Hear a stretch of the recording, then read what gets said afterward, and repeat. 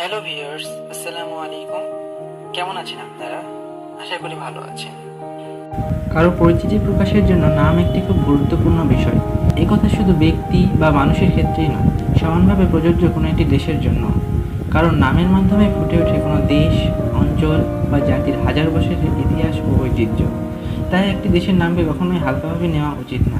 অন্য সব দেশের মতো আমাদের দেশ বাংলাদেশেরও নামকরণের পিছনে রয়েছে লম্বা একটি ইতিহাস। সাধারণভাবে আমরা মনে করি আমাদের দেশের লোক বাংলা ভাষায় কথা বলে, তাই আমাদের দেশের নাম বাংলাদেশ। তবে কি শুধু তাই? না, মোটেই না। বরং এই নামটি অধিগ্রহণের প্রাক্কালে বাংলাদেশকে পাড়ি দিতে হয়েছে একটি বিশাল পথ। এই ভিডিওটিতে আমরা বলবো কিভাবে আমাদের দেশের নাম রাখা হয়েছে বাংলাদেশ। তাই ভিডিওটি না টেনে শেষ পর্যন্ত দেখার অনুরোধ রইল। বাংলাদেশ নামটির সন্ধান পাওয়া যায় সেই প্রাচীন গ্রিক ও লাতিনদের রচনায়। সেই খ্রিস্টপূর্ব প্রথম সহস্রাব্দ থেকেই গ্রিক ও লাতিনদের রচনায় উল্লেখ পাওয়া যায় গঙ্গাহৃদয় নামক একটি দেশ বা রাজ্যের নাম, যার অর্থ দাঁড়ায় গঙ্গা দ্বারা সমৃদ্ধ অথবা গঙ্গার হৃদয়ে যায় অথবা গঙ্গা নদী। গ্রিক পর্যটক মেগাস্থিনিস তার ইন্ডিকা গ্রন্থে উল্লেখ করেছিলেন এই রাজ্যের কথা। তার মতে এই রাজ্যের বিস্তার ছিল ভারতীয় উপমহাদেশের বঙ্গ অঞ্চল বা বর্তমান বাংলাদেশ ও ভারতের পশ্চিমবঙ্গ।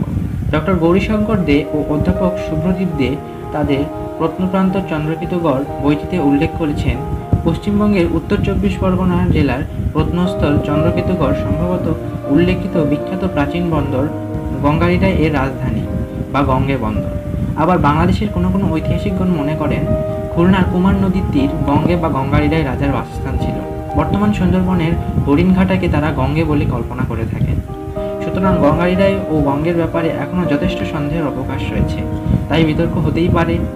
আমরা বরং নজর ফেরাই কিভাবে এই গঙ্গাহৃদয় বঙ্গদেশ বা বঙ্গ নামে পরিচিতি লাভ করল। বাঙালির ইতিহাস এই বইটিতে ডক্টর মোহাম্মদ হান্নান বঙ্গ নামের উৎপত্তি নিয়ে বিশ্লেষণ করেছেন। তিনি সেখানে মুসলিম চিন্তাচেতনার দিকটি উন্মোচিত করেছেন। বলা হয়েছে মহাপ্লাবনের পরবর্তী সময়ে হযরত নূহ আলাইহিস সালাম তার স্ত্রী সন্তান সহ ৮০ জন নরনারী আল্লাহ তাআলার হুকুমে পৃথিবীর বিভিন্ন অঞ্চলে ছড়িয়ে পড়েন।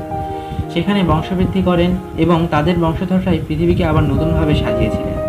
হযরত নূহ আলাইহিস সালামের এক পুত্র হাম এশিয়া অঞ্চলে বংশবৃদ্ধির কাজে নিয়োজিত ছিলেন। তারই এক পুত্র হিন্দের নাম অনুসারে হিন্দুস্তান, সিন্ধের নাম অনুসারে সিন্ধু আর বঙ্গের নাম অনুসারে বঙ্গদেশের উৎপত্তি হয়।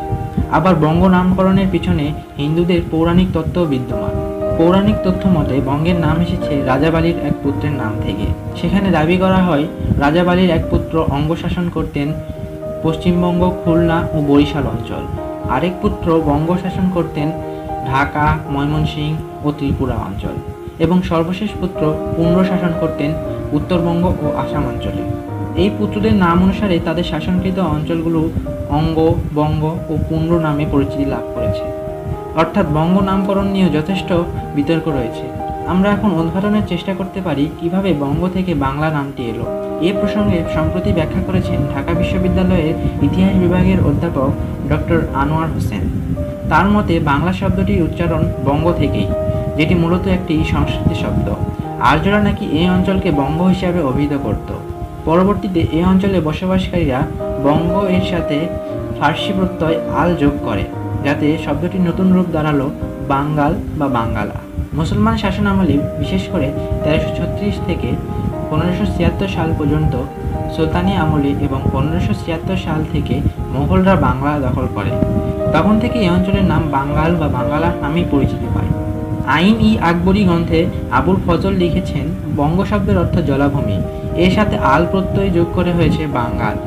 বাংলা বন্যা ও বাদলের দেশ, তাই বাংলার সাথে এই আল ঘনিষ্ঠভাবে সম্পর্কিত। সে যাই হোক, পরবর্তী সময়ে বিভিন্ন রাজারা ক্ষমতায় আসাকালে বাংলাকে বিভিন্ন নাম দেয়। যেমন বাংলার শেষ স্বাধীন নবাব সিরাজউদ্দৌলা বাংলার বিহার, উড়িষ্যার ও আসামের মতো কয়েকটি প্রদেশ নিয়ে গঠিত করেছিলেন বিশাল সাম্রাজ্য, যার নামকরণ করেছিলেন বঙ্গ। ব্রিটিশ শাসনামলে এই অঞ্চলের নাম দেওয়া হয় বেঙ্গল প্রেসিডেন্সি। এরপর ১৯০৫ সালে বঙ্গভঙ্গের সময় গোটা বাংলায় একটি প্রশাসনিক বিভাজন হয়। বাংলার পশ্চিম অংশ হয়ে যায় পশ্চিমবঙ্গ আর পূর্ব অংশ হয়ে যায় পূর্ব বাংলা। ১৯৪৭ সালে দেশভাগ হওয়ার পর বাংলাদেশ যখন পাকিস্তানের অংশ হলো, তখন থেকে এর নামকরণ নিয়ে একটি নতুন বিতর্ক সৃষ্টি হয়েছিল।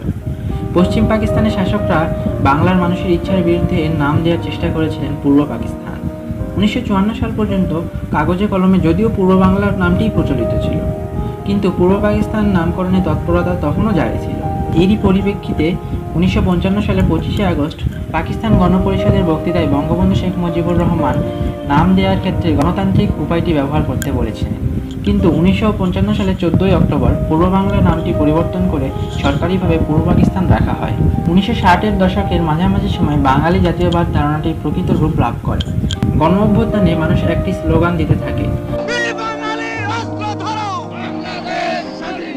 অর্থাৎ এই অঞ্চলকে অনেকেই মনে প্রাণে বাংলাদেশ হিসাবে বিবেচনা করতে শুরু করে দিয়েছিল।